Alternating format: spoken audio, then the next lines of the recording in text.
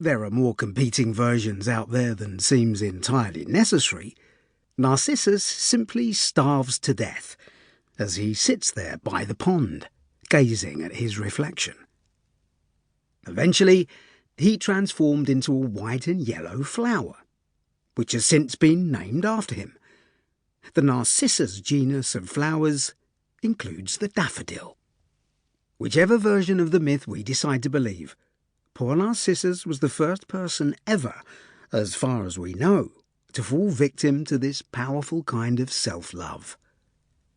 But then again, being that he is a mythical figure, it seems likely that the problem was a familiar one even before the story was first told. Myths usually describe and explain things that people have already made note of. We've all come across them. The people who talk about themselves incessantly, announcing their incredible knowledge, skills, experience and credentials to the world, who feel entitled to the best of whatever life has to offer, who feel better, more attractive and more successful than their peers, who take selfies by the hundreds, painstakingly pore over them to single out the best one, and then fly into a violent rage if it doesn't receive as many likes as they feel it deserves. These are the people who go to great lengths to be trendy, who put great value in being seen, and who seem to be prepared to do almost anything to stand out. They get upset when the success they're expecting fails to materialise, and succumb to needy whining whenever things don't go their way.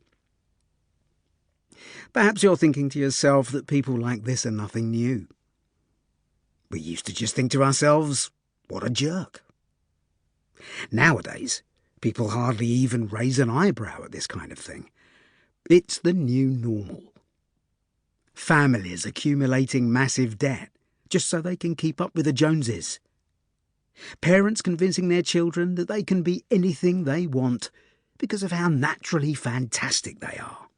Influencers, whose only real achievement is appearing in social media in trendy outfits. How long has it been this way? School kids, who feel they don't need to study because they reckon they already know everything. Grade averages dropping in our schools, despite the constant dumbing down of the grading criteria. Families being run by members who have insufficient or no real-life experience. Teenagers choosing the family's holiday destination.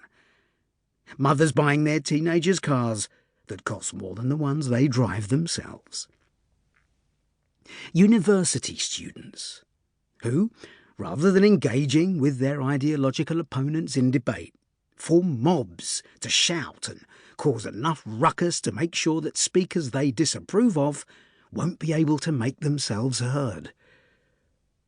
Individuals who openly admit that they would do anything, literally anything, in order to be successful.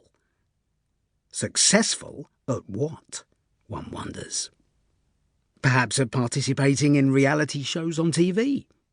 Shows that feature aspects of human anatomy and behaviour that would have been incredibly shocking just a few decades ago. What we think of as normal has taken on a very different face.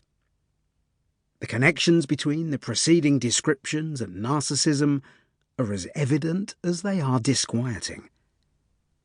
All of those descriptions include significant signs of narcissistic behaviour. Sometimes, though, you need to take a few steps back to be able to detect the pattern. But as soon as you do, you see it as clear as day. 2.